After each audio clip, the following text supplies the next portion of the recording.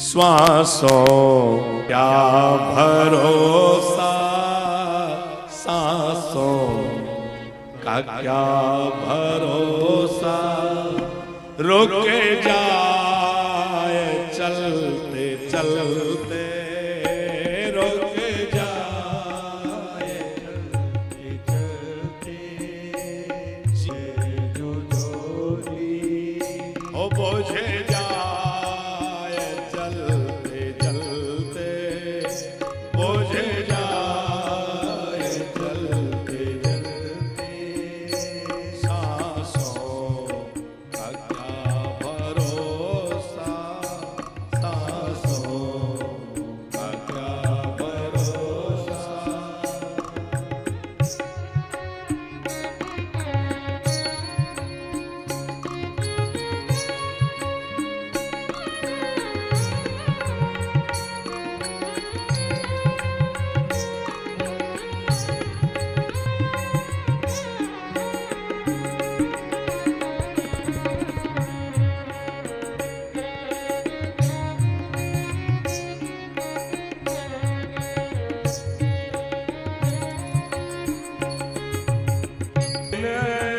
की है जवानी, दो दिन की है जवानी, दो दिन की है जवानी, हो जीवन है चारों दिन का, दो दिन की है जवानी, दो दिन की है जवानी, दो दिन की है जवानी, जब आएगा बुढ़ापा, जब आएगा बुढ़ापा, थक जाए चलते चलते, सांसों का क्या भरोसा,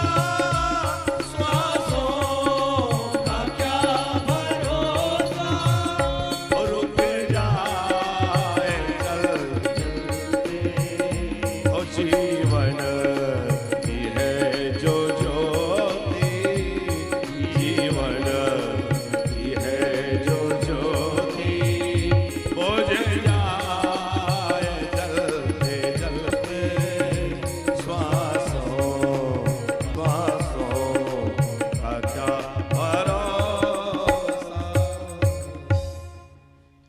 अच्छा देखिए, संसार में दो प्रकार के लोग हैं पांडे जी। एक है दासरथी प्रकृति के, एक है दशाननी प्रकृति के। दासरथी और दशाननी में क्या अंतर है? आनन हो, सिर 10 हो। हम लोगों की कितनी इंद्रियां हैं? 10 इंद्रियां हैं।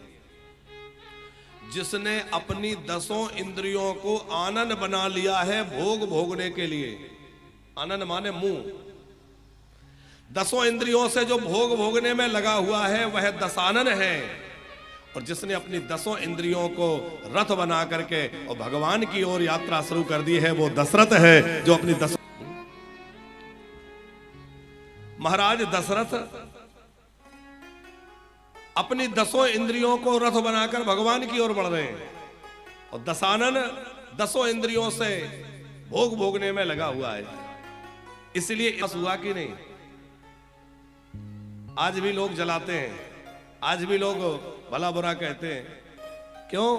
क्योंकि उसने अपने जीवन का सदुपयोग नहीं किया, अपने धन का सदुपयोग नहीं किया, केवल भोगने में लगा रहा। इसी प्रकार भैया भगवान ने धन संपत्ति शरीर स्वास्थ्य सब कुछ दे भी रखा है, तो जो दे रखा है उसको केवल भोगों के लिए उपयोग मत करिए, उसको भजन और परमार्थ में लगाइए, आपका नाम अमर हो जाएगा।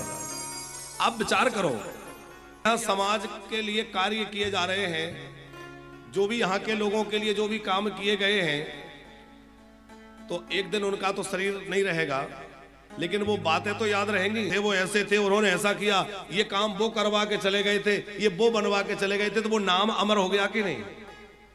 तो अच्छा काम करने वाले का नाम अमर हो जाता है। शरीर तो सबका मिटना है, पर सत्कर्म करोगे तो नाम अमर हो जाएगा। इसलिए अच्छे काम, कोई 125 वर्ष जी गया, 150 वर्ष जी गया, पर कोई बढ़िया काम नहीं किया तो कोई नाम लेने वाला नहीं रहेगा।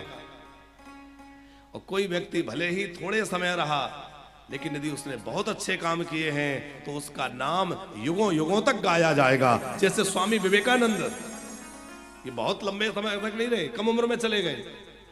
जैसे सुभाष चंद्र बोस,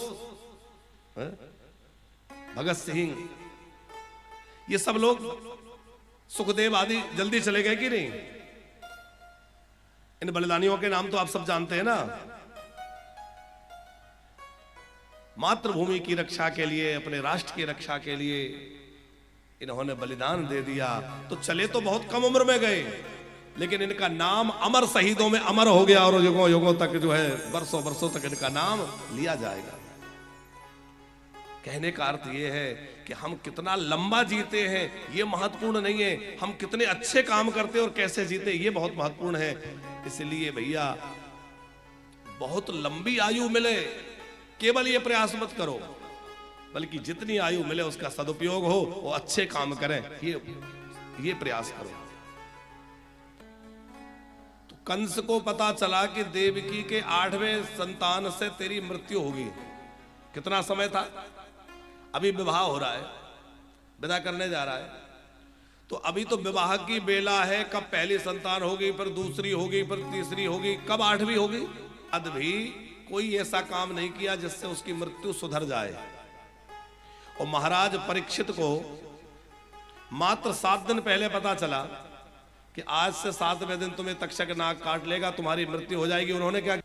उन्होंने सब कुछ छोड़ छाड़ करके भगवान के भजन में मन लगाया, महात्माओं के बीच में जा बैठे, गंगा तट पर जा बैठे, और 7 दिन में ही भगवान के परम पद को प्राप्त कर लिया, परम धाम को प्राप्त कर लिया।